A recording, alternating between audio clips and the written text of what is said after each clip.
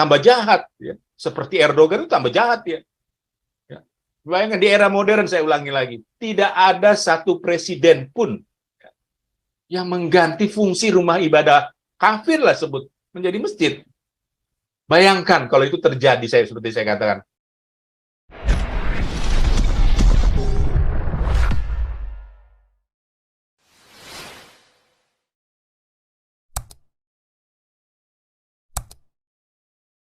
Ya, lanjut. Ini saya baru ingat tadi di chat ini. Ini loh di Jawa Barat itu masjid ada 60.000 masjid. Bangun 1 triliun masjid. Tahu nggak gubernurnya? Anak sulung di azab juga.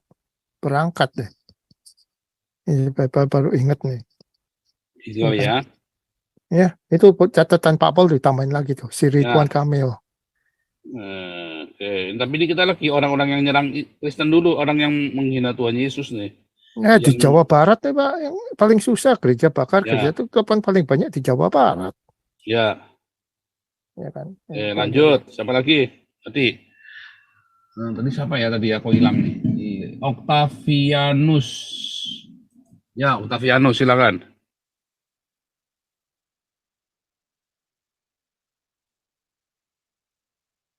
Octavianus, mikrofonnya dinyalakan. Iya, halo. Ya. Oke. Udah ya, udah denger ya? Ya. Ya, menarik ini temanya mengenai azab kepada Turki dan Syria. Ya, memang betul seperti kata Bapak sebelumnya tadi, mereka menutup diri dan akhir-akhir ini juga mulai tercipta keradikalan di Turki. Ya, nggak kayak Turki sejak tahun 90 dulu. Kalau tahun 90 dulu kan mereka masih liberal ya, masih sekuler lah. Saya nggak pakai kata liberal, masih sekuler lah. Tapi hari-hari ini kan ada gerombolan khilafah juga tuh di Turki gitu. Kalau gerakan-gerakannya saya ikuti di internet, di online, saya baca tuh udah mulai ada lagi gerakan-gerakan untuk yang disponsori oleh Erdogan juga itu. Ada mulai radikal-radikal lagi. Mungkin ini diazab Tuhan Yesus untuk untuk mengcounter radikal-radikal gitu. Jadi azab ini memang nyata gitu loh, karena akhir-akhir ini mulai banyak apalagi radikalisme lagi di Turki. Dan menurut saya juga negara-negara miskin lainnya juga seperti Yaman, seperti Oman segala macam, mereka juga miskin karena mereka ada keterbelakangan. Mereka itu hanya mementingkan kebenaran terhadap kelompoknya mereka sendiri gitu, kepada gerombolan sendiri. Mereka mementingkan kebenaran kepada gerombolan mereka sendiri dan menstigma kelompok lain adalah sesat, adalah kafir kan gitu ya Pak ya. Nah, itu juga menarik ya, gara-gara itu juga mereka nggak bakal bisa maju karena otak mereka itu cuma untuk kepentingan gerombolan mereka sendiri. Kalau kelompok lain mereka anggap udah beda, harus mereka lawan, harus halal darahnya kan gitu ya, kelompok lain. Nah, saya kira itu karena keterbelakangan mental mereka gitu. Mereka hanya membenarkan kelompok mereka sendiri, dan hal itu juga terjadi di Indonesia kan, adanya penutupan gereja. Mereka dengan sikap-sikap watak-watak yang membenarkan ajaran mereka sendiri, mereka menutup gereja, menyerang gereja apa segala macam. Makanya kemarin itu ada gempa Cianjur lah, terus pada tahun 2001 ada gempa Aceh, di tsunami Aceh. Aceh itu juga, gerakan Aceh Merdeka itu bukan sekedar gerakan separatis juga. Dari dulu juga sejarahnya di Aceh itu adalah ingin mendirikan negara Islam gitu. Nah, karena Tuhan tidak mengizinkan, maka terjadilah gempa di tsunami di Aceh. Lalu setelah gempa di tsunami di Aceh, bertobatlah mereka, tapi diadakanlah perundingan bahwa di sana akan diadakan syariat Islam cuma di Aceh, tapi Aceh tidak jadi merdeka gitu. Jadi sebenarnya sejak GAM ada di Aceh juga udah ada niat untuk membuat syariah Islam gitu di Aceh. Dan datanglah ini suatu tsunami ini mengazab Aceh kan gitu. Makanya kita juga harus kusuklah kepada Tuhan Yesus, berdoa kepada Tuhan Yesus agar kita tidak diazab oleh Tuhan Yesus. Gitu aja Pak, makasih Pak. Ya, Lanjut dulu, biar cepat. Lisoy. Ya, Shalom. Ya, Ya, pendapat saya ya. Nah, Turki ini kan punya dosa besar sama Tuhan dengan merampas dan mengganti gereja Hagia Sophia menjadi masjid. Ini kan melecehkan tahta kemuliaan Tuhan ya. Itu dosa besar gitu loh. Nah, kekuasaan presidennya Erdogan itu boleh saja ya kan, karena dia punya kuasa, boleh saja merampas hak-hak orang yang lemah, yang nggak berdaya, ya kan? Tapi kan dia tidak bisa menghalau kekuasaan Tuhan, tidak bisa merampasnya. Ya memang dia rampas ya kan? Ya kenapa saya katakan dirampas? Ya untuk membangun sebuah gedung gereja semegah itu kan orang sudah mengorbankan dana, ya kan, waktu, pikiran, tenaga. Ya itu dari sisi kemanusiaannya kan. Ada banyak hal yang dikorbankan. Nah, dengan gampangnya merampas, mengambil itu dari orang yang berhak. Ya kan gitu ya. Jadi kalau ada yang rampas hasil karya atau dana dari orang untuk bangun suatu gedung seperti itu ya, megahnya. Ya hanya karena merasa punya kekuasaan gitu ya. Merasa bisa menindas gitu. Punya kekuasaan yang tinggi. Ya kan? Ya bukan karena diberikan kan, tapi memang karena diambil. Ya kan? Ya tidak malu itu, tidak malu memiliki sesuatu dari hasil rampokan ya. Itu loh. Kalau menurut saya, pendapat saya ya tentang Turki, ya wajarlah kalau akhirnya seperti itu. Kekuasaan boleh sama mereka, tapi ya mereka tidak bisa merampas kekuasaan Tuhan. Tuhan punya perkara sendiri buat mereka, gitu kan? Ya. Nah, kemudian kalau kita kaitkan dengan Indonesia, ya kan? Indonesia pun ya seringkali kejadian-kejadian perampasan hak-hak orang-orang yang lemah ya. Ya terutama yang berkaitan dengan agama lah, identitas agama ini ya. Ya bisa dikatakan penderitaannya orang-orang Kristen, terutama dalam hal ibadah, ya udah nggak tanggung-tanggung. Ibadah saja harus izin. Beribadah itu kan privasi kita dengan Tuhan ya. Hak kita, hak asasi. Itu saja pun ya tidak bebas gitu. Dengan adanya SKB 2 Menteri ini. Ini SKB 2 Menteri ini adalah bentuk ya penjajahan juga. Itu bentuk penjajahan. Ya seharusnya pemerintah ya mengajarkan ya rakyat ini, masyarakat ini untuk bisa ya menerima perbedaan. Ya, harus penyelenggara negara ini harus sanggup mendidik masyarakat untuk menerima Pancasila dengan menerima dan mengakui hak beribadah bagi orang lain itu sama dengan dirinya sendiri gitu loh. Sama aja gitu. Ini kan yang nggak bisa gitu. Akhirnya ya orang arogan itu makin tinggi gitu.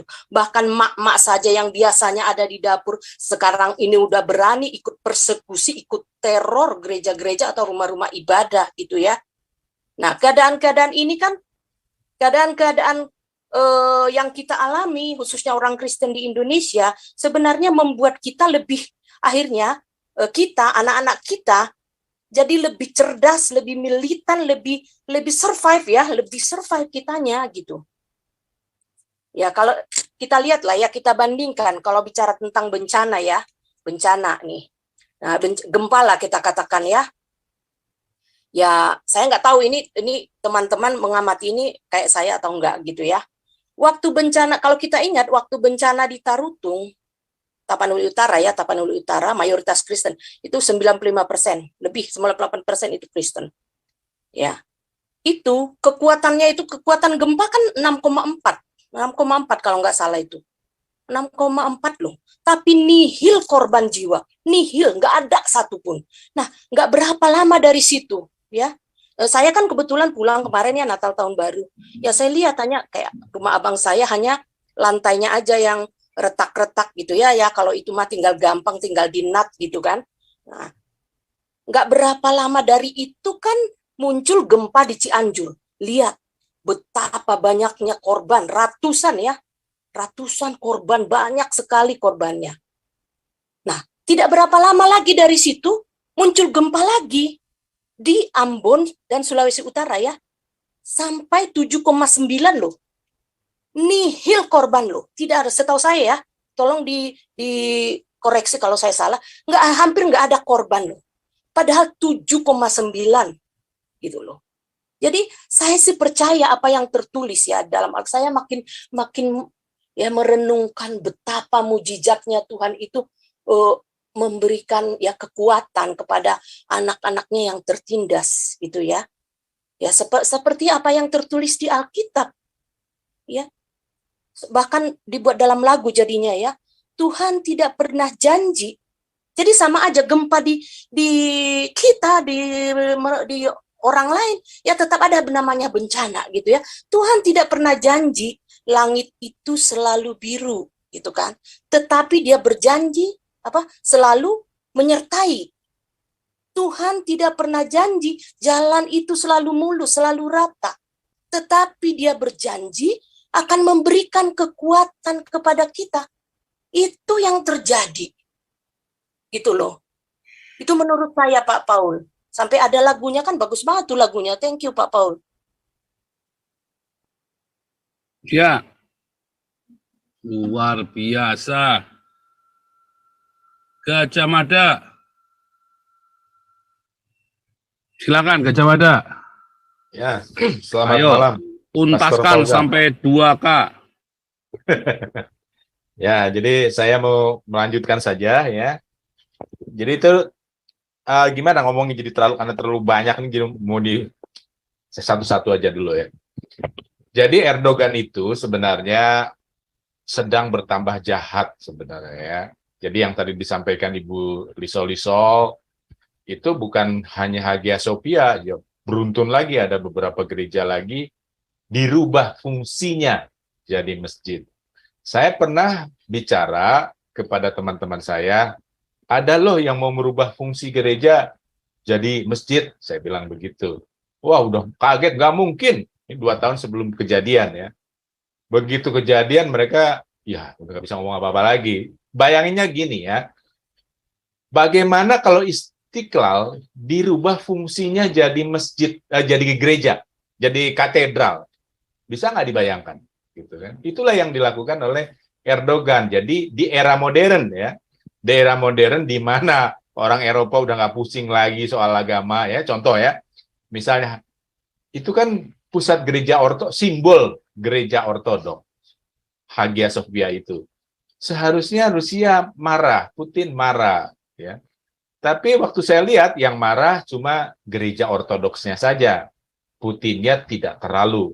Tetapi rupanya kalau melihat sekarang dengan konflik Rusia Ukraina, Putin punya istilahnya interest ya supaya banyak teman di sekitar Laut Hitam, ya. Salah satunya adalah Selat Bosporus itu kan yang dikuasai Turki, ya.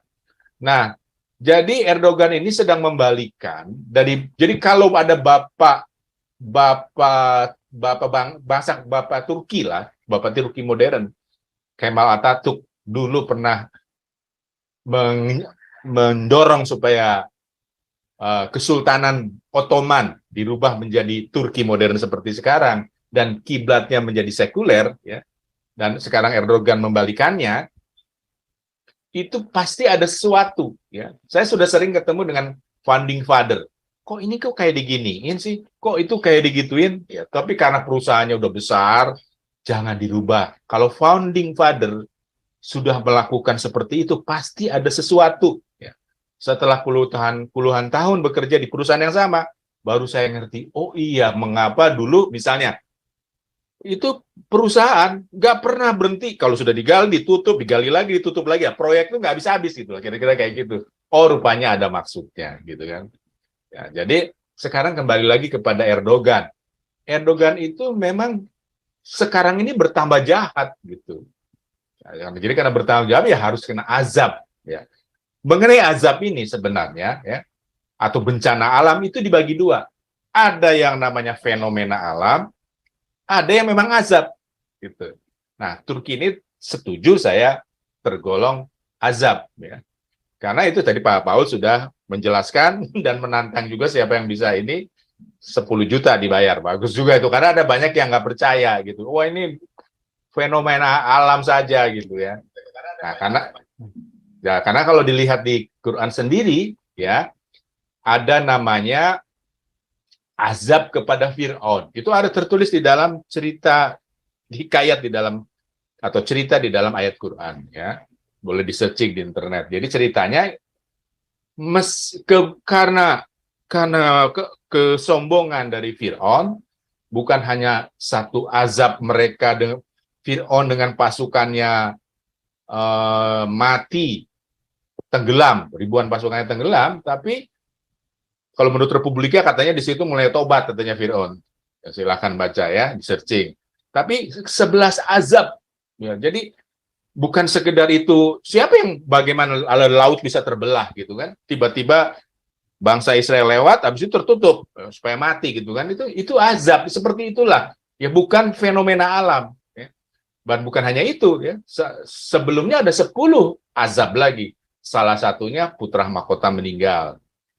Lalu ditambah lagi yang meninggal adalah anak pertama dari bangsa Israel, bangsa Mesir, ya, serentak itu, ya, putra mahkota dan anak pertama dari bangsa Mesir meninggal. Jadi itulah azab sebenarnya.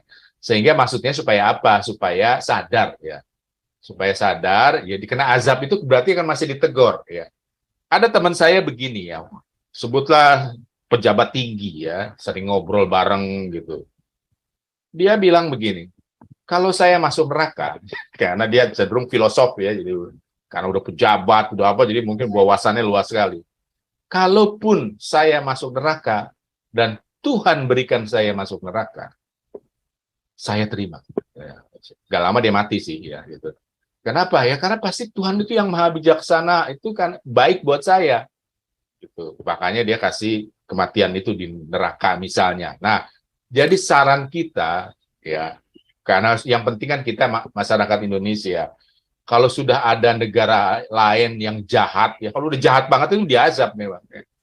Nah, jadi ya sadarlah, ya. Apalagi sepertinya Turki ini mau menyebarkan entah bagaimana, entah di politik ya, tapi sudah banyak hubungan-hubungan yang contoh PKS mencalonkan kadrun lagi ya, itu setelah pulang dari Turki katanya.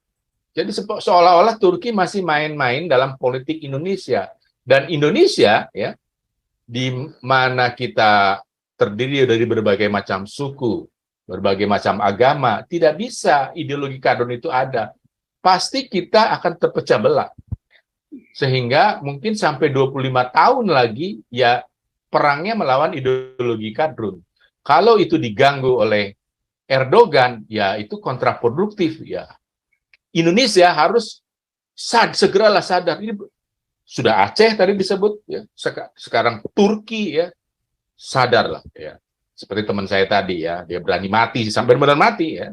Tapi orangnya baik sebenarnya. Saya banyak belajar. Jadi kalau dari kecil masalah agama, kalau dari dia itu saya belajar filosof. Karena dia pejabat tinggi, ya, jadi saya hormat, ya. Kalau saya yang ngomong tuh jam-jaman, kalau hari libur gitu, hari Minggu. Saya main ke rumahnya, bukannya pacaran, malah saya ngobrol dengan dia. Jadi pacar saya, jadi saya nggak ajak ngobrol ya. Asik gitu. Nah, waktu saya muda ya, gitu. Saya belajar banyak dan dia penyumbang gereja juga sebenarnya. Kan ada pejabat tinggi dia kan. Dia ada gereja besar dia sumbang ya, kontribusinya. Tapi ya itu tadi pesannya. Ya. Kalau sudah diazab, segeralah bertobat. Itu mungkin pesan moralnya. Jangan tambah jahat ya. Seperti Erdogan itu tambah jahat ya. Ya. Bayangkan di era modern, saya ulangi lagi, tidak ada satu presiden pun yang mengganti fungsi rumah ibadah kafir lah sebut menjadi masjid. Bayangkan kalau itu terjadi, seperti saya katakan, Istiqlal dirubah fungsinya menjadi katedral atau gereja. Saya pernah coba ya, saya sampaikan di grup saya, kebanyakan orang intelek S1 ke atas, ya, ada doktor, ada profesor di situ. Ya, mereka nggak nyaman gitu. Oh, masa sih? Itu baru protes-protes, tapi setelah jadi kenyataan mereka nggak bisa. Itulah Erdogan. Kedok Erdogan itu di situ dibukakan. Inilah azab. Begitu saja, Pak Luar Fauzan. biasa. Ngeri ya. Ngeri ya, saudara. Lanjut dulu nih, biar cepat nih. Rob.